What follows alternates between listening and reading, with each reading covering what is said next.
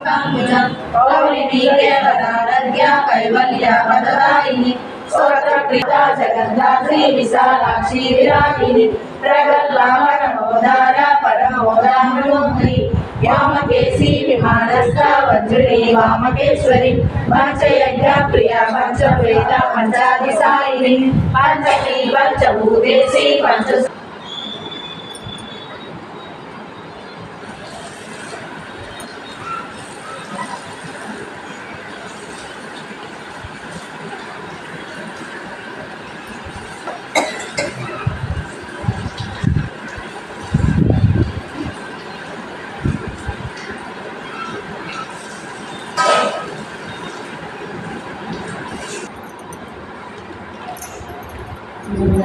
శ్యామలాంబతల్లికి నా గురువైనటువంటి బ్రహ్మర్షి సుభాష్ పత్రిజీకి నా తల్లిదండ్రులకి నా ఆత్మ ప్రణామాలు తెలియజేసుకుంటూ ఆత్మబంధువులందరికీ ఆత్మ ప్రణామాలు. వాయిస్ వినబడుతుందండి?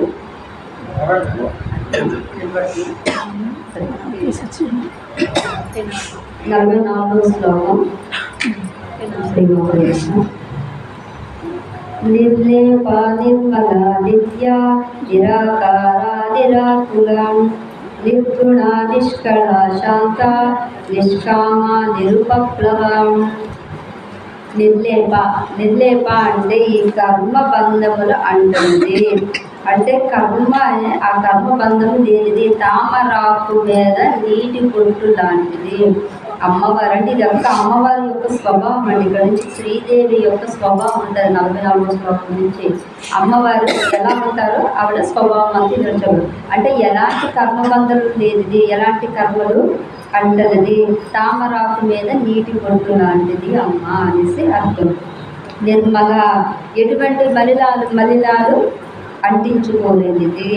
నిర్మలమైన మన అవిద్యను తొలగించినది. అవిద్య అంటే అజ్ఞానం, విద్య జ్ఞానం, అవిద్య అజ్ఞానం. మన యొక్క అజ్ఞానాన్ని తొలగించినది అమ్మ. నిత్య ఎల్లప్పుడూ ఉండేది, నిత్యమైనది, సత్యమైనది, శాశ్వతమైనది. ఆది లేదు, మధ్యం లేదు. ఇప్పుడు పుట్టుకుంటే చావు ఉంటుంది, ఆది ఉంటే అంత అసలు అమ్మ శాశ్వతం ఎప్పుడు ఉన్నదా. శివం శక్తి అది ఎప్పుడు నిత్యం ఉన్నవారు. వాళ్ళ నుంచి వచ్చింది కాబట్టి ఇదంతా మళ్ళీ వాళ్ళలోకి వెళ్ళిపోద్ది. ఇప్పుడు ఈ జీవుడు వాళ్ళ నుంచి వచ్చాడు కాబట్టి మళ్ళీ అందులోకే ఐక్యం అయిపోతాడు. ఈ శరీరం పుడుతుంది, చేస్తుంది. వారు శాశ్వతమైన వాళ్ళు, ఎల్లప్పుడూ సత్యంగా ఉన్నవాళ్ళే. నిరాకార ఎలాంటి ఆకారం లేని వాళ్ళు. సత్యం ఎలా ఉంటుంది అని అంటే ఎలాంటి ఆకారం లేదు. భగవంతుడికి ఎలాంటి ఆకారం లేదు. అయితే ఆకారం లేని ఈరోజు ఆకారం ఎందుకు ఇచ్చారండి? ఆకారం లేకపోతే నీలో నిగ్రహం ఉండదు. అసలు ఎవరికి దండం పెడతావు నువ్వు? అసలు ఆకారం ఇస్తేనే నువ్వు దండం పెడతావు. ఈ విగ్రహం ఏంటంటే నీలో నిగ్రహం ఉండడానికి. ఆ భగవంతుడు ఇలా ఉంటాడని ఒక రూపం నీకు ఉంటుంది, భక్తి ఉంటుంది, భయం ఉంటుంది. అసలు ఏమీ లేదు, భగవంతుడికి ఆకారమే లేదు, శూన్యం అంటే నువ్వు అసలు దండం పెడతావా, చూస్తావా, భయపడతావా? అందుకే నిరాకారం. కానీ నిరాకారానికి మన మహర్షులు ముందే ఆలోచించి శివుడు ఇలా ఉంటాడు అని ఒక ఆకారం ఇచ్చారు. అమ్మవారు ఏ స్వరూపంగా ఉంటారని ఒక ఆకారం మనకి ఇచ్చారు. నిరాకుల అంటే భావ వికారములు లేనిది, చిత్త చాంచల్యం తొలగించినది. మన చిత్తంలో చాంచల్యాన్ని తొలగించినది అమ్మ. నిర్గుణ ఎలాంటి గుణములు లేనిది, గుణరహితమైనది, గుణములేవి అంటనిది. ఈ గుణాలన్నీ మనకు ఉంటాయి, ఆమె కాదు. ఈ తమో గుణం, రజో గుణం, సత్వగుణాలు ఇవన్నీ మనకి. అమ్మకి ఎలాంటి గుణాలు నిర్గుణ స్థితిలో ఉంటుంది అమ్మ. నిష్కళ ఎటువంటి అంశము లేనిది, పూర్ణత్వంతో ఉన్నది. అంశము అంటే చిన్నది, అంటే ఇప్పుడు అందరూ పూర్ణత్వం, పూర్ణాత్మ, పెద్ద ఆత్మ. మనం ఎవరు? అంశాత్మలు, చిన్న ఆత్మలు. అక్కడి నుంచి వచ్చాము అంటే మనకి చిన్నది మన ఆత్మ. వాళ్ళు పూర్ణత్వం, పరిపూర్ణంగా ఉన్నది అమ్మ. శివం రెండు. ఇక్కడ అమ్మవారు చెప్తున్నప్పుడు అయ్యవారిని వేరేగా చూడకండి. శివుడే శక్తి, శక్తే శివం, ఇద్దరు ఒకటే. కాబట్టి మనం పరిపూర్ణ అక్కడి చైతన్యం నుంచి వచ్చామంటే చైతన్యం ఇద్దరును. కాబట్టి అమ్మ పేరు చెప్తున్నప్పుడల్లా అయ్యవారు కూడా అందులో ఉన్నట్టే. నిష్కళ అంటే ఎటువంటి అవసరం లేని పూర్ణత్వంగా ఉంది. శాంత స్వభావం కలిగినది, ప్రశాంతంగా ఉంటున్నది. నిష్కామ ఎటువంటి కామము లేనిది, కోరికలు లేనిది, దేని యందు ఇచ్చ లేనిది. వాళ్ళకి ఏం కోరికలు ఉంటాయండి? ఎలాంటి కోరికలు అంటే ఆమె స్వభావం చెప్తున్నారు మనకి, అమ్మ అనేది ఎలా ఉండాలి అనేసి. నిరుపప్లవ, నాశనం లేనిది, ఉపద్రవాల్ని నియంత్రించినది. నాశనము లేనిది. అమ్మ నాశనం అయితే సృష్టి అంతా ఇంకా పోయినట్టే. సృష్టి వాళ్ళు నాశనం లేనిది. ఉపద్రవాల్ని నివారించేది ఎవరు? అమ్మ. మనకు వచ్చే ఉపద్రవాలన్నీ నివారించినది అమ్మ. 45వ శ్లోకం చూడండి. నిత్యముక్త నిర్వికార నిష్ప్రపంచ నిరాశ్రయ నిత్యశుద్ధ నిత్యబుద్ధ నిరవధ్య నిరంతర. నిత్యముక్త, నిత్యముక్తురాలు, నిత్యముక్తిని ప్రసాదించినది. మనకు ముక్తిని ఎవరు ప్రసాదిస్తారు? అమ్మ. ఆవిడ నిత్య ముక్తురాలు. ఎప్పుడైతే చెప్తున్నా కదా, భక్తి అయినా సరే ఎంత శరణాగతితో, మీకు అందుకే నీతి కథ ఎందుకు చెప్తున్నాము అని అంటే, భక్తి అలా ఉండాలి. ఎన్ని మన పరీక్షలైనా ఎదుర్కొనేటట్టు ఉంటేనే నువ్వు ఆ ముక్తి మోక్షం స్థాయికి వెళ్ళగలి, ఇవన్నీ దాటగలిగితే. నిరాకార, ఏ విధమైన వికారములు లేనిది. ఇక్కడ చూడండి, నిరాకార, నిర్వికార. నిరాకార ఆకారం లేనిది, నిర్వికార ఏ విధమైన వికారములు లేనిది. నిష్ప్రపంచ, పంచభూతాత్మైన ప్రపంచంతో సంబంధమే లేనిది. ఈ ప్రపంచం ఏంటి? ఈ పంచభూతాలతో ఉన్న ఈ ప్రపంచంతో ఆవిడకి సంబంధమే లేదు, మనకుంది. మనం ఇందులో బంధాలతోని ఉన్నాం. ఆమెకి ఇలాంటి దాంతో ఏ సంబంధం కూడా లేనిది. నిరాశ్రయ, ఏ ఆశ్రయము లేనిది. ఈ సకల జనులకి ఆవిడే ఆశ్రయం అయితే మళ్ళీ ఆవిడకి ఎందుకు ఆశ్రయము? అందుకు నిరాశ్రయ, ఎలాంటి ఆశ్రయము లేనిది. ఎందుకు ఆశ్రయం? మనకు ఆవిడే ఇస్తుంది మనకు ఆశ్రయం. కాబట్టి ఆవిడకి ఎలాంటి ఆశ్రయం లేనిది, నిరాశ్రయ. నిత్య శుద్ధ, ఎల్లప్పుడూ పరిశుద్ధమైనది. పాదరసం దేనిని ఎలా అయితే అంటించకూడదో ఆమె నిత్య పరిశుద్ధురాలు. పాదరసం చెప్పాను ఇదివరకు చాలా ఎగ్జాంపుల్. ఆ పాదరసం కింద పడిపోయింది అనుకో, మీరు మట్టిలో పడిపోయినా మట్టి దానికి అంటదు. అసలు అది మట్టిలో పడిచినా దానికి మట్టి అంటదు. పాదరసం అంత శుద్ధంగా ఉంటుంది. అంత శుద్ధమైన రాలు అమ్మ.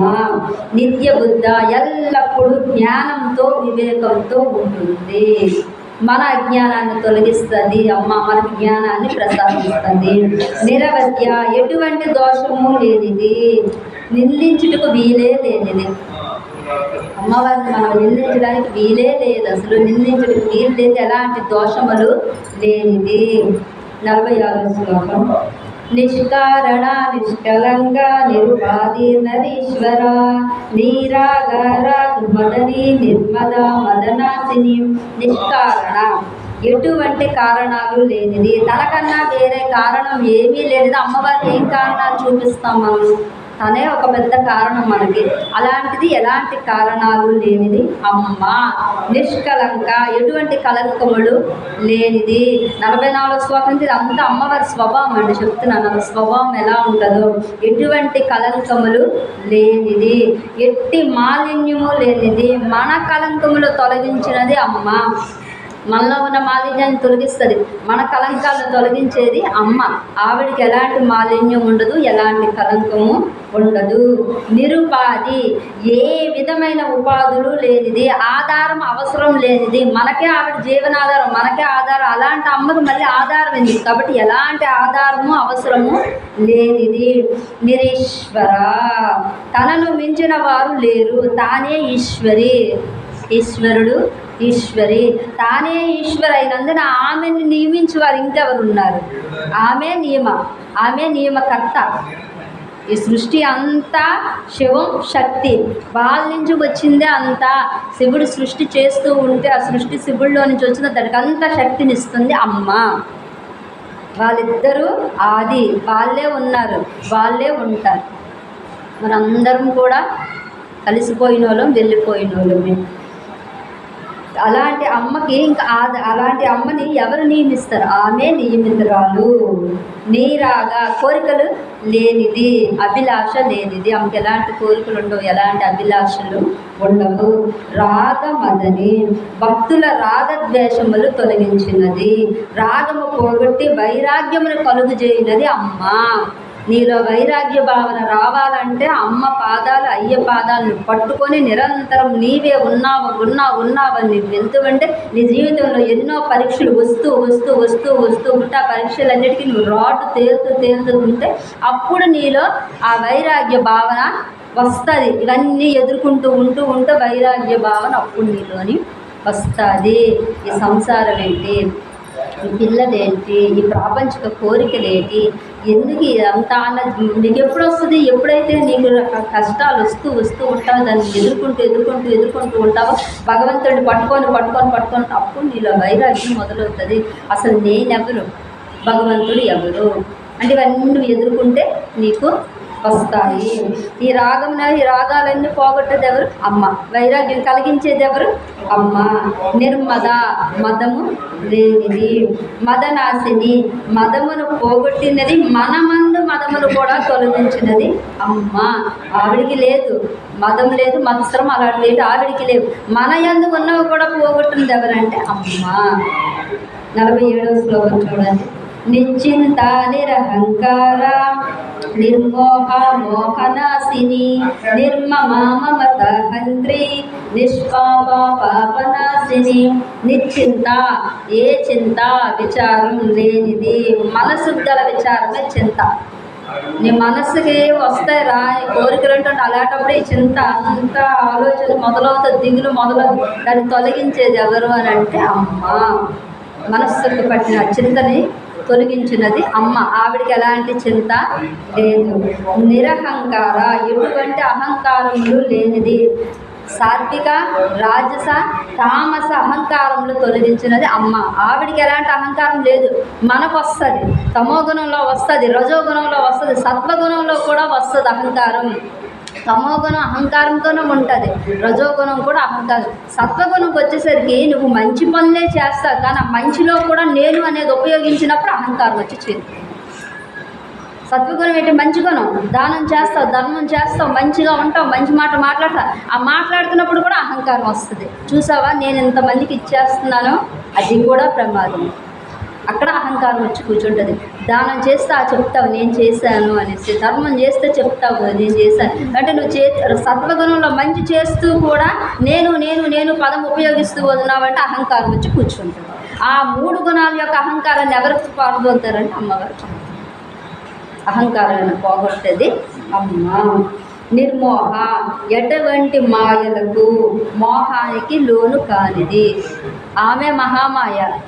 మాయ సృష్టించేది ఆమె, ఆ మాయను పోగొట్టేది అమ్మ మహామాయ. ఆవిడ ఇంకే మోహానికి లోను అవుతుంది, ఆమె చేస్తుంది. మాయ అంతా కూడా మహామాయ అంటారు అమ్మగారిని.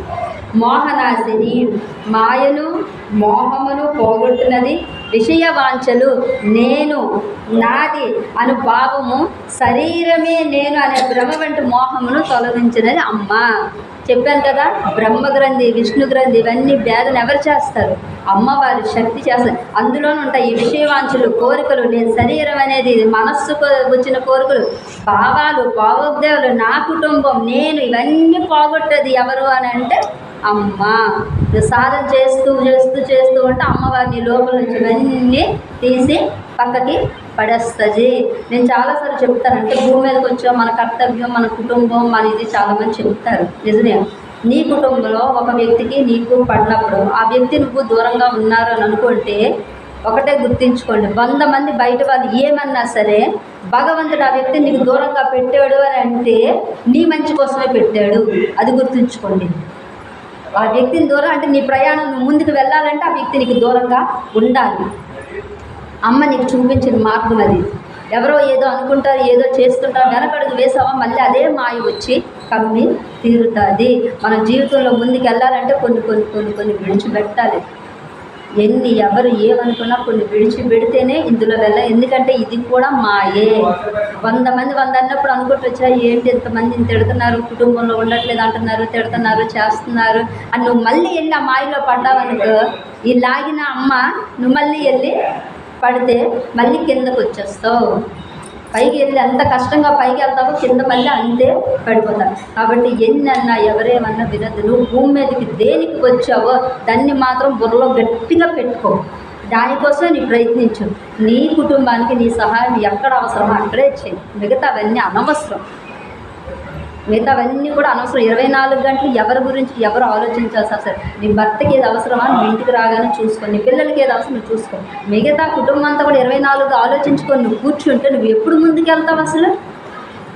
ఎవరి కుటుంబం ఎవరి భర్తను వాళ్ళు చూసుకోగలరు, ఎవరి పిల్లల్ని వాళ్ళు చూసుకోవాలి, ఎవరి అత్తమామలు వాళ్ళు మనం ఏం సలహాలు ఇవ్వక్కర్లేదు, మనం ఇచ్చేయక వాళ్ళ పని వాళ్ళు చేసుకుంటారు. వాళ్ళ కర్తవ్యం కరెక్ట్గా నిర్వర్తించరా భగవంతుడు చూసుకుంటుంది.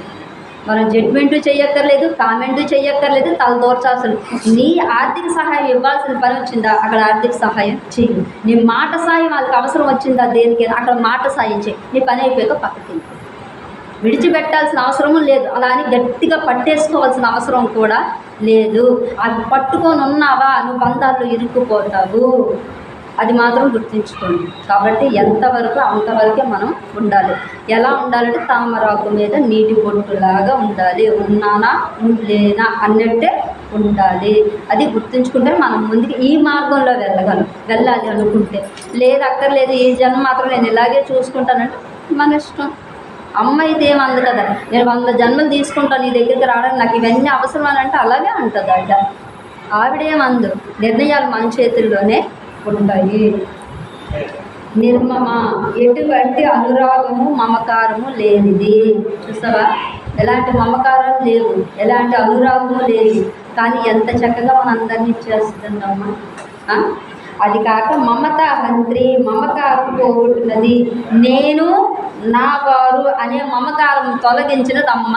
ఈ జీవుడు ఎక్కడ ఆగిపోతాడు తెలుసా? నేను నా వారు అయిపోయింది ప్రయాణం, అక్కడే ఆగిపోతాడు జీవుడు. దాన్ని ఎవరు పోగొడతారంటే అమ్మ పోగొడుతుంది. నేను చాలా గట్టిగా మాట్లాడుతున్నాను, చాలామంది కోపం రావచ్చండి. ఇదేంటి కుటుంబం ఈ అమ్మ ఇలా అంటుంది అంటారు. అది పెద్ద సత్యం అండి. నీ బంధాలు ఎక్కడ నీకు సంఖ్యలు పడుతున్నాయంటే అక్కడే సంఖ్యలు పడిపోతుంది, అక్కడే పడిపోతాయి. నీ కర్తవ్యాన్ని నిర్వర్తించు, కానీ ఇరుక్కోకు. ఎందుకంటే అన్న వాళ్ళు ఎవరు నేను ఒడ్డుకి లాగలేరు, ఆవిడే లాగగలదు. కాబట్టి ఆవిడని పట్టుకో. ఇవన్నీ వస్తాయి పోతాయి. ఈరోజు ఇప్పుడు భర్త పిల్లలు, వచ్చే జన్మ ఎవరో అప్పుడు లేదా కుటుంబం, అప్పుడు ఉంటాయి ఇవన్నీ నీ వెనక్కి. ఆ వచ్చే జన్మ కూడా ఉంటాయి. ఆ వచ్చే జన్మ మరి నువ్వు ఎప్పుడు ఈ భవబంధాలు సంఖ్యలు తెంచుకొని భగవంతుడి దగ్గరికి వెళ్తావు. ఇదే సమాజం ఉంటుంది, ఇవే మాటలు ఉంటాయి, అన్నీ ఉంటాయి. ఉండకంటే అయితే ఉండవండి. కానీ భవబంధాల సంఖ్యలు తెంచుకొని వెళ్ళాలి అని అంటే ఇవన్నీ ఎదుర్కొని వెళ్ళాలి. ఈ ఆధ్యాత్మిక మార్గంలో ఎక్కువ ఎదురవుతాయి. ఇది నీకు ప్రాపంచికంగా ఎదురవ్వవు. ప్రాపంచికంగా వడ్డే ఉన్నావు కాబట్టి ఇవి తక్కువ. కానీ ఆధ్యాత్మిక మార్గంలో ఎదురునోరికి ఎదురవుతాయి. చూసావా ఎలా వదిలిస్తుందో, చూసావా ఎలా పరిగెడుతుందో. అస్తమానం అటే తిరుగుతుంది, పట్టించుకోదు. నువ్వు ఎవరి కోసం పరిగెడుతున్నావు? నీ కోసం నువ్వు మారడానికి, భగవంతుడిని పట్టుకోవడానికి పరిగెడుతున్నావు. అది నీకు అర్థమవుతుంది, వాళ్ళకి అర్థం కావట్లేదు. వాళ్ళు అన్నారు ఆహా ఇది ఇంతే, ఇది జ్ఞానం ఇంతే, నాకు కావాల్సింది జ్ఞానం, ఆ జ్ఞానం కోసం నేను పరిగెడుతున్నాను. అది మనం చేయాల్సింది. సమాజాన్ని కాదు, మనం ఉద్ధరించుకోవడానికి ప్రయత్నం చెయ్యాలి. మనలో ఉన్న ఈ మమకారాన్ని, నేను నా కుటుంబం అనే మమకారాన్ని పోగొట్టున్నది అమ్మ. నిష్పాప ఏ పాపము లేని స్వచ్ఛమైనది అమ్మ. పాపనాశిని పాపములు పోగొట్టినది ఎవరు? మన పాపములను, మన అవిద్యను, అజ్ఞానమును తొలగించున్నది అమ్మ. పాపనాశనం మన పాపాలన్నీ పోగొట్టింది. మనలో ఉన్న అజ్ఞానం. పాపాలు ఎందుకు చేస్తాం? అజ్ఞానంతో చేస్తాం. జ్ఞానంతో ఎవరు తప్పు చేయడు కదా, అజ్ఞానంతో చేస్తాం. అజ్ఞానాన్ని పోగొట్టింది ఎవరు? అమ్మ. పాపనాశిని అమ్మ. జై శ్రీనారాయణ. ఒక రాజుగారు ఉండేవారండి. తండ్రి చనిపోయాడు. యువరాజు పట్టాభిషేకం జరిగింది. 16 ఏళ్ల వయసులో అలా జరిగింది. ఒక 20 ఏళ్ల వయసు వచ్చాక మంత్రి గారు వివాహం చేసుకోమని చెప్పారు. అయినా ఆయన ఊ అనలేదు, ఏమి అనలేదు. అలా వయసు పెరిగిపోతుంది కానీ ఆ ఊ అనట్లేదు, అనట్లేదు. ఎన్నిసార్లు రాజా వివాహం చేసుకో అని చెప్తున్నా ఆయనలోంచి ఎలాంటి అలా వయసు పెరిగిపోతుంది. 30 దగ్గర మొదటి వయసు వచ్చేస్తుంది. మంత్రి అన్నాడు, అయ్యా మీరు వివాహం చేసుకోకపోతే నెక్స్ట్ ఉత్తరాధికారి ఎవరు? నెక్స్ట్ యువరాజు ఉండాలిగా, రాజు అనేవాడు రాజ్యానికి, లేకపోతే ఎలాగా? అయితే రాజుగారు అన్నారు, సరే చేసుకుంటా, కానీ నాకు కులము ఏమీ అక్కర్లేదు, ఎలాంటి గోత్రాలు కులాలు ఇది అని ఏమీ లేదు, నాకు నచ్చిన ఎవరైనా పర్వాలేదు అలాంటి అమ్మాయిని చేసుకుంటానంటే మంత్రి అన్నాడు రాజు వివాహం చేయడమే కదా కావాలి. సరే మీ ఇష్టం రాజా అంటే సరే వివాహ ఏర్పాట్లు చెయ్యండి నేను చెప్తాను అనేసారు. సరే వివాహ ఏర్పాట్లు అన్నీ చేశారు. వివాహ సమయం వచ్చింది. రాజుగారి గురువు మీద వెళ్తున్నారు. వెనక సైన్యం. పెళ్లి కుమార్తె ఎవరికి తెలియదు. రాజుగారు వెనక్కి వెళ్తున్నారు. ఒక 2 గ్రామాలు 3 గ్రామాలు దాటి 4వ గ్రామం దగ్గరికి వెళ్ళేసరికి ఇంటి దగ్గర ఆ ఇల్లు ఎలా ఉంది బాగా ఒకే ఒక గుడ్డు ఉన్నది. ఆ పేడది ఉంది, పిడకలన్నీ వేసి ఉన్నాయి అక్కడ. వెంటనే ఆ రైతు పరిగెట్టుకొని వచ్చాడు. రాజుగారు తన ఇంటి ముందు ఆగారని చెప్పి ఆ రైతు పరిగెట్టుకొని వచ్చి రాజుగారికి దండం పెట్టాడు. రాజుగారి దగ్గరనే మీ అమ్మాయి ఉందా? ఉంది, పిల్లండి అనగానే పిలిచాడు. లోపల నుంచి ఒక సాదా చీర ఇలా అప్పుడు ఇలా వెనక నుంచి కట్టుకునే వల్ల దోచి ఇలా వస్తుందని లంగోతి టైంలో అలా కట్టుకొని తలకి పువ్వులు పెట్టుకుంటూ వచ్చింది. ఎంత అందంగా ఉందంటే మహాసముద్రం, మెడలో ఏమీ లేదు, ఒక ఆభరణం లేదు, ఒక ఏమీ లేదు, కానీ చూడడానికి లక్షణంగా ఉంది. ఆ రైతుని అడిగాడు, నేను మీ అమ్మాయిని వివాహం చేసుకుంటా. ఆశ్చర్యం మీరు అందరూ. ఎంత పూరి పాకలో ఉంది, నిరుపేదరాలు అన్నమాట. ఈ అమ్మాయి రాజుగారు చేసుకోవడం ఏంటి? రాజుగారు ఎప్పటి నుంచో రాజ్యంలో తిరుగుతున్నప్పుడు ఆ అమ్మాయిని చూస్తున్నారట. ఒక గుణం, ఆ మంచితనం, ఆమె ఆ కష్టపడుతుంది అన్నీ చూసి ఆయన మనసులో ఉంది. కానీ నేను పలానా వ్యక్తిని వివాహం చేసుకుంటానంటే ఒప్పుకోరు, కాబట్టి నాకు వివాహం వద్దులే అనుకొని ఊరుకున్నారు. అలా వయసులో అయిపోతుంది. ఇప్పుడు మంత్రే కోరండి అడిగాడు కదా, అందుకే ఈ కండిషన్ పెట్టినాను. ఎలాంటి కులం ఉండకూడదు, ఏమి అక్కర్లేదు, సాదా సీదా అయినా ఓకే అనేటట్టు కాల్చి ఒప్పించి ఈయన వివాహంకి వచ్చారు. ఎవరు మాట్లాడలేదు. రైతు ఆనందపడ్డాడు. రాజు వచ్చి కూతుర్ని అడిగితే సరే రాజా చేసుకోండి, వివాహం చేసుకోండి. కానీ ఇక్కడే మొదలవుతుంది జనాలు. మనతో పాటు ఇక్కడే మనకన్నా తక్కువగా బతుకుతుంది రాణి అయిపోయింది. జనాలకి నచ్చలేదు. నిన్న వరకు నీ కింద ఉన్నవాడు నీ పైకి వెళ్ళిపోతే నువ్వు సారాన్ని పెళ్ళాలి నచ్చుకుంటావా? నచ్చుకోగా ఈర్ష్య మొదలవుతుందో. ఎవ్వరూ రాణిగా యాక్సెప్ట్ చేయలేదాన్ని. మంత్రికి నచ్చలేదు. పోనీ ఎవరినో చేసుకుంటానంటే కాస్తా కోస్తాను ఈయనటి మరి ఇలాంటి అమ్మాయిని తీసుకొచ్చారు. అందం ఉంది నిజమే, కానీ రాజు వెళ్ళడానికి కూడా అక్కడ ఏం లేదు, ఒక చిన్న పురుపాక ఏమీ లేని అమ్మాయిని తెచ్చి కూర్చొని పెట్టాడు రాణి కింద.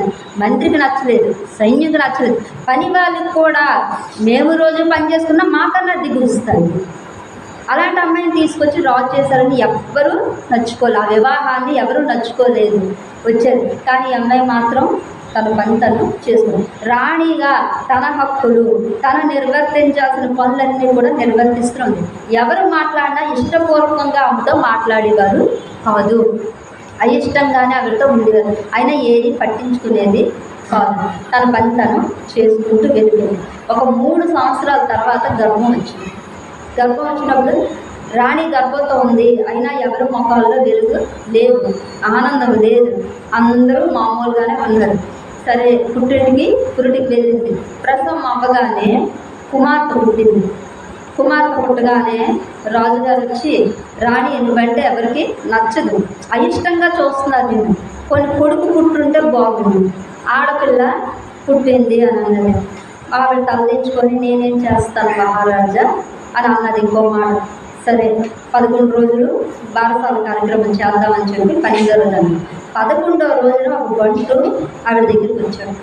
అమ్మ రాజుగారు ఈ బిడ్డని దారి పట్టించేయమన్నారు, అంటే వేరే దగ్గరికి తీసుకెళ్ళిపోమన్నారు. ఎందుకంటే ప్రజల్లో అయిష్టత ఉన్నది కాబట్టి మిమ్మల్ని కానీ బిడ్డను కానీ స్వీకరించే స్థితిలో లేదు కాబట్టి బిడ్డని దారి పట్టించేయమన్నారు. ఒక్క మాట మాట్లాడలేదంటారు. రాజుగారు అలాగన్నారు. సరే బిడ్డని తీసుకెళ్ళిపో, పచ్చి బాధ్యత ఇచ్చేసింది, బిడ్డని తీసుకెళ్ళిపో అనేసి. అంటే ఆ బిడ్డని తీసుకొని అలా వెళ్ళిపోయారు. ఎక్కడ ఈ రాజుగారి యొక్క మేనమామ అమ్మ తాలూకా అన్నదమ్ముడింటికి పంపించేస్తాడు. పంపించిన తర్వాత జనాల్లో కొంతమందికి రాజు మీద ద్వేషం కలిగింది.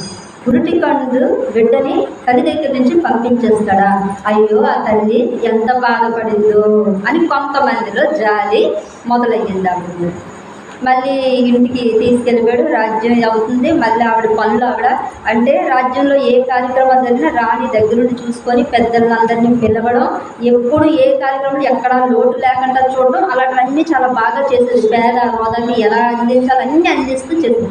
మళ్ళీ ఒక 3 ఏళ్ళకి మళ్ళీ గర్భం దాల్చిన మళ్ళీ చాలా మందిలో ద్వేషం ఉంది కాబట్టి ఎవరు ఏమీ ఇష్టత చూపించలేదు, మామూలుగానే ఉన్నారు. ఈసారి కొడుకు పుడితే రాజు వచ్చి ఆనందిస్తాడు అనుకుంటే రాణి కొడుకు పుట్టాడు ఆనందమే, కానీ నీ మీద అయిష్టత అందరికీ అలాగే ఉన్నది, ఎవరు నిన్ను రాణిగా ఇష్టపడటం లేదు అని అన్నారు. అప్పుడు కూడా ఆ తల్లి తలదించుకొనే ఉన్నది. మళ్ళీ ఇదే పని చేశాడు. 11వ రోజు కుమారుణ్ణి కూడా దారి పెట్టిమన్నారు. కుమారుని కూడా వద్దు అన్నాడు. ఎందుకు అని అంటే నీవు ఒక సాధారణ రైతు, మాది క్షత్రియ కులం, నీది వేరే కులం, అలాంటి కులం నుంచి వచ్చి ఉన్న బిడ్డని వాళ్ళు రాజుగా ఒప్పుకోరు, కాబట్టి ఈ బిడ్డను కూడా దారి పెట్టమని చెప్పారు. ఇంకేం మాట్లాడలేదు, ఇచ్చేసింది బిడ్డను. మళ్ళీ ఆ బిడ్డను కూడా ఆ మేనమామ ఇంటికి పంపించారు. మళ్ళీ ఇప్పుడు రాజమందిరానికి వచ్చింది. ఒక 3 ఏళ్ళు గడిచేశారు.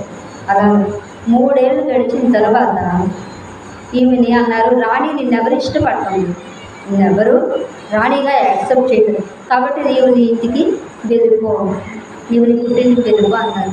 అనేసరికి ఆ ఒక్క మాట్లాడకంటే అలాగే స్వామి మహాప్రసాద్ ఈరోజు నాకు ఈ జీవితాన్ని ఇచ్చారు, ఎక్కడో ఉన్నదాన్ని తీసుకొచ్చి ఈ జీవితాన్ని ఇచ్చారు, కాబట్టి నేను మిమ్మల్ని ఏమీ దూషించను, ఏమీ అన్ను. మామూలుగా అయితే చాలా తీసి అడగాలి, ఆవిడేం వివాహానికి అడగలేదు, చేయలేదు, ఈయనే వెళ్ళి ఏరుకోరి చేసుకొని తెచ్చినందుకు గట్టోలేదు గట్టిగా అడుగుతారు.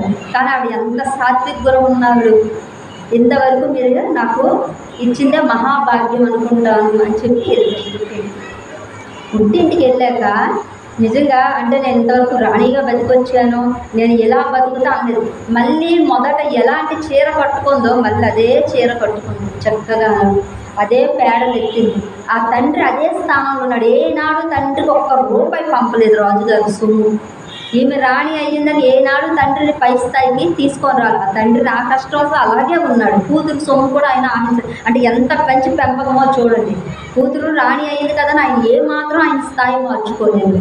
అదే గొడ్డు చక్కగాను అక్కడే ఒక గొడ్డుని పెట్టుకుంటున్నారు, ఆ చిన్న పొలం పండించుకుంటున్నాడు, ఆ ఇంట్లోనే అలాగా బ్రతుకుతున్నాడు. ఈమె వెళ్ళి మళ్ళీ మొదట ఏ పని చేసింది అదే చేసుకుంటుంది. అలాగే ప్యాడ్ ఎత్తుంది, పిడకలు పెట్టుకుంటుంది, ఆ కర్రలు తెచ్చుకుంటుంది, ఆవు గడ్డేసుకుంటుంది, పాలు మళ్ళీ అందరూ ఆశ్చర్యపోయారు. ఆహా ఏంటి ఇప్పుడు చాలా మందిలో వచ్చింది. కొడుకు బిడ్డలు ఇద్దరిని పంపించాడు. వీడేమి రాజు, వివాహం ఈమె అడగలేదే, ఆయనే వచ్చి ఏరుకోరి చేసుకొని తీసుకెళ్ళాడు, ఇప్పుడు తగిలిస్తాడు అనేసి రాజు మీద ద్వేషం పెరిగింది. ఈవిడ మీద దయ జాలి పెరగడం మొదలెట్టాయి. రాజుని తిట్టుకోవడం మొదలుపెట్టారు. ఈమె గుణానికి అందరూ దోషం ఎలా అయిపోయారు, ఇంత రాణిగా బతికినా ఇక్కడికి వచ్చి మళ్ళీ సాదాసీదా బతుకుతూనే ఉన్నందుకు చేతులు ఎత్తి దండం పెట్టడం మొదలుపెట్టారు అందరూ. అయినా సరే ఆమె తలదించుకొని వెళ్ళిపోయారు. ఇలా ఒక 3 ఏళ్ళు గడిచేసరికి 12 ఏళ్ళు అయిపోయింది. ఇప్పుడు మంత్రి అడిగాడు, అయ్యా రాణిని పంపించారు, ఇప్పుడు ఒక 3 ఏళ్ళు అయిపోతుంది, మీరు వివాహం చేసుకోండి, వివాహం చేసుకోకపోతే నెక్స్ట్ మళ్ళీ రాజు ఎవరు ఉంటారు, ఎవరు లేకుండా అయిపోతారు, వివాహం చేసుకోండి అని మళ్ళీ మంత్రి తెచ్చి పెడితే మళ్ళీ సేమ్ కండిషన్ పెట్టాడు రాజు. అయితే నేను ఈసారి కిందటిసారి ఎలా అయితే అలాగే చేసుకోండి. ఈసారి మంత్రి అన్నాడు, మంచిదే రాజా, కిందటిసారి అలాగే చేసుకోండి, కానీ ఒక్క మాట, ఆ అమ్మగారు ఎంత గుణవద్దో అలాంటి వ్యక్తిని తీసుకొని రండి. మీరు ఎందుకు పంపించారో తెలియదు, కానీ అలాంటి గుణం ఉన్న ఆవిడ రాణిగా ఉంటే ఈ రాజ్యం ఎంత బాగుందో. ఆవిడ ఉన్నంత వరకు అందరికీ దానం ధర్మం చేసింది, ప్రతి పూజ ఎంతో చక్కగా చేసింది, ప్రతిదీ ఆవిడ ఏమి నిర్వర్తించలేదు. ఆవిడ వెళ్ళిపోయాక అన్ని అస్తవ్యస్తం అయిపోయి దాన్ని పట్టించుకునేవారు ఎవరు? రాజ్యం అస్తవ్యస్తం అయిపోయింది. ఈసారి వివాహం చేసుకుంటే అలాంటి గుణం వల్ల ఆవిడని చేసుకోండి అని మంత్రి చెప్పారు. సరే అని రాజు అన్నాడు, వివాహానికి ఏర్పాట్లు చేసిమన్నాడు. చేయమని ఆవిడకి కబురు పెట్టాడు. ఏమని, ఇలా మహారాజు వివాహం చేసుకుంటున్నారు, ఆ ఏర్పాట్లు మిమ్మల్ని చూడమన్నారు. నిజంగా సాధ్యం అలాగే వచ్చింది. ఇక్కడికి వచ్చాక కూడా ఎలాంటి ఆభరణం ధరించలేదు, ఏ రాజరిక చీర తీయలేదు, కట్టలేదు.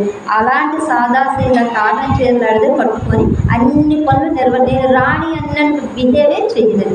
రాజుగారు నాకు ఒక పని చెప్పారు, రాజుగారి యొక్క పెళ్లి పనులు చూడమన్నారు. అదే నా కర్తవ్యం అనుకుంది. పెళ్లి పనులన్నీ చూడడం మొదలుపెట్టింది, చేసుకుంటుంది. ఇంతలో పిల్లలిద్దరినీ రమ్మనమని కబురు పెట్టించారు. రాజుగారు. పిల్లలిద్దరూ అక్కడి నుంచి వచ్చారు. ఈ రాజ్యంలోకి పిల్లలు ఎంటర్ అయ్యేసరికి ఆ పాపకి అంతా 12 సంవత్సరాల వయసు. చక్కగా పట్టు పరికిని కట్టుకొని ఎంతో అందంగా ఉన్నాడు. ఆ పక్కన 8 ఏళ్ల బాలుడు కొడుకున్నాడు. ఈ పిల్ల లోపలిగా రథంలో వచ్చేసరికి చాలామంది చూసి ఈ పాపే గారు పెళ్లి కుమార్తె అనుకున్నారు. ఇదేమి రాజు బుద్ధి లేదా, ఇంతవరకు పిల్లలు ఎక్కడున్నారో ఏం చేసి ఎవరికి తెలియదు.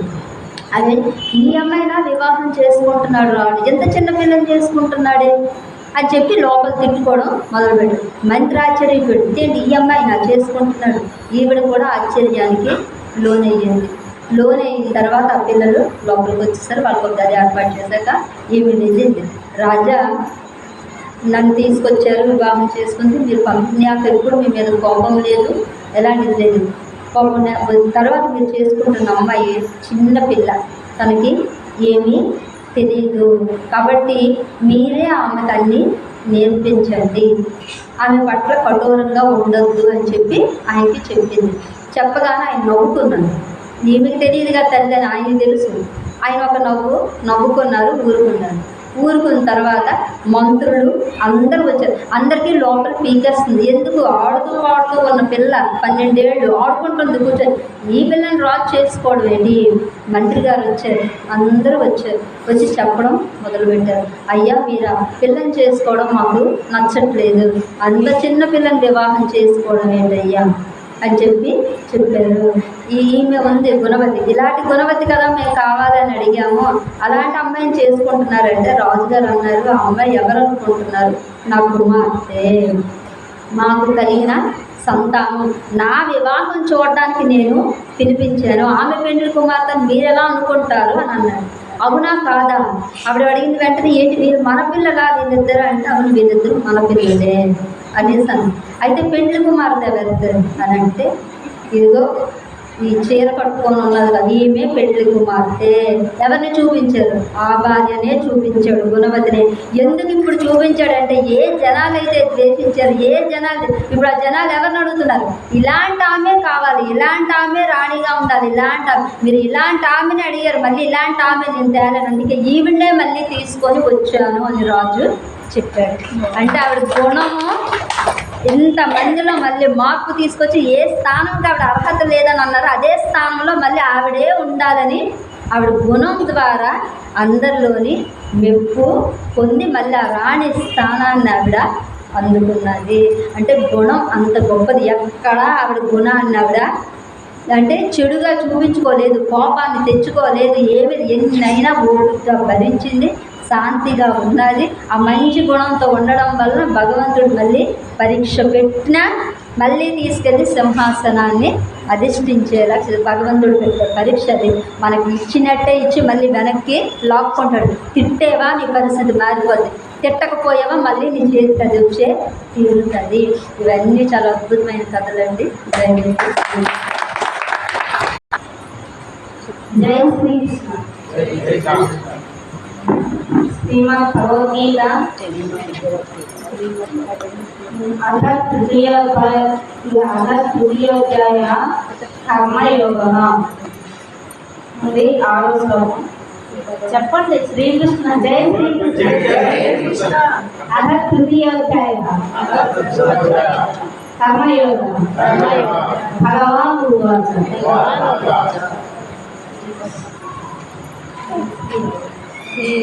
శ్లోకం నేను చదివేస్తాను.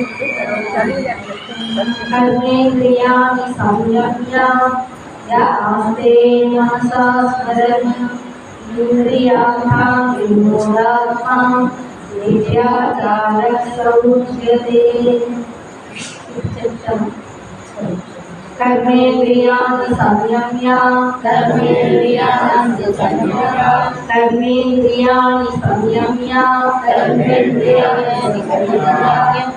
ఆస్తే మనసా స్మరన్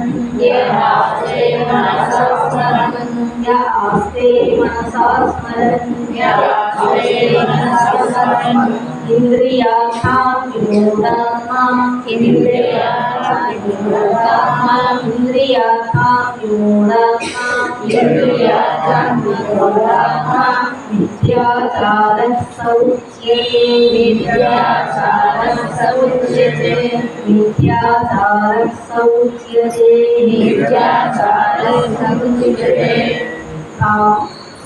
బలవంతంగా బాహ్యంగా ఇంద్రియ వ్యాపారములను నిర్వహించి మానసికంగా ఇంద్రియ ఉద్యోగాలను గుర్తించినట్టు మూడుని విద్యాచారి అనగా దంభి అంటే మిథ్యాచారి దంభి అంటే కపటి అని అర్థం ఉంటుంది. కపటి అంటే ఇప్పుడు కర్మయోగంలో కర్మలు ఏంటి? నిష్కామ కర్మలు చెప్పారు కదా, భక్తి యజ్ఞయాగాలు సత్కర్మలు చేయాలి, అది కర్మలు అంటారు. కర్మయోగం కర్మలు. మామూలు కర్మ ఏది? తనతానే మోసం చేసుకోవడం అంటారు. అంటే అవి ఏం చేస్తారు? జ్ఞానశక్తి లేకపోవడం, మామూలు కర్మలు, ఉతుక్తి కర్మలు. ఇవన్నీ మనం చేస్తున్న పనులన్నీ కూడా ఉతుక్తి కర్మలు. అదే కర్మయోగం కర్మ ఏది? యజ్ఞయాగాలు చేయడం, ధ్యానం చేయడం, ఇలా సజ్జన సాంగత్యం చేయడం, నిష్కామ కర్మలు చేయడాన్ని మనం అసలైన కర్మలు కర్మయోగంలో కర్మలు. మనల్ని మనం ఉపయోగించుకోవడానికి, మోక్షాన్ని పొందడానికి అర్థం అది అని చెప్పాడు. జై శ్రీ. అంటే బలవంతంగా బాహ్య కర్మలు అంటే మనం ఈ మార్గంలో ఉన్నాం, నాన్ వెజ్ తినకూడదని చెప్తున్నారు, అమ్మో తినకూడదు ఆపేస్తారు. కానీ లోపల తినాలి అని ఆ చింతన ఉండిపోతుంది. చూడండి, మానసికంగా ఆ చింత ఉండిపోయింది, బాహ్యంగా అయితే విడిచిపెట్టేస్తారు నువ్వు, కానీ మానసికంగా ఆ కోరిక లోపలే ఉండిపోయింది. ఇలా వెళ్తున్నా కొంతమందిలోని బాహ్యంగా ఏంటంటే ఇలాంటి చీరలు కట్టుకోకూడదు ఉండిపోతుంది, కానీ లోపల మాత్రం ఇలాంటివి వేసుకోవాలి, ఇలాంటి నగలు వేసుకోవాలి అని పైకి ప్రాపంచికంగా బాహ్యంగా ఉన్నవి వద్దు అన్నట్టు ఉంటాయి, కానీ లోపల మాత్రం వాటి మీద మనకి ఇంకా ఉండిపోతుంది అనమాట. అంటే బాహ్యంగా ఇంద్రియాలు నిగ్రహించేసుకుంటున్నా, వద్దు వద్దు వద్దు అనేస్తున్నా, లోపల మాత్రం మానసికంగా చింతన ఉండిపోద్ది. అలాంటి వారిని మిథ్యాచారి అని అంటారు అని దాని అర్థం. బాహ్యంగా ఎంత నిగ్రహించుకున్నా మానసికంగా నిగ్రహిస్తేనే ముందుకెళ్తారు, లేకపోతే వాటి మీద వ్యామోహం ఉంటే మళ్ళీ జన్మే. కాబట్టి మనసు కడుపు నిండా తినేయండి, తర్వాత వద్దని తృప్తిగా అనేసుకోండి, వద్దు అనేసి ఫలశ్రుతి. యత్ర యోగేశ్వర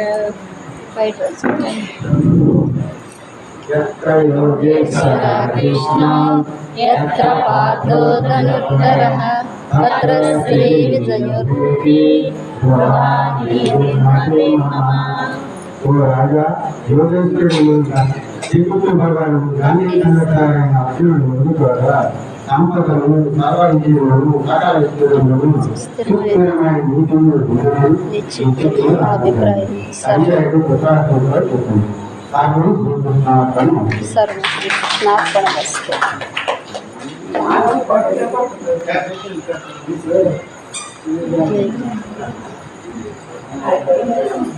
పదండి హారతికి.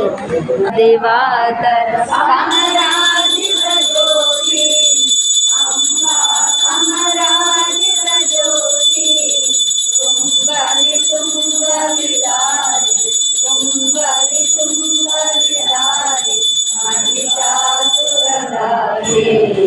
ఓం జయ అంబే.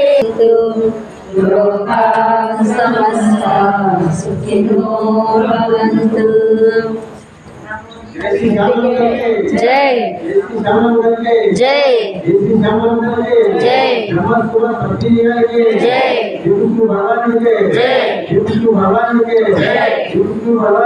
జై.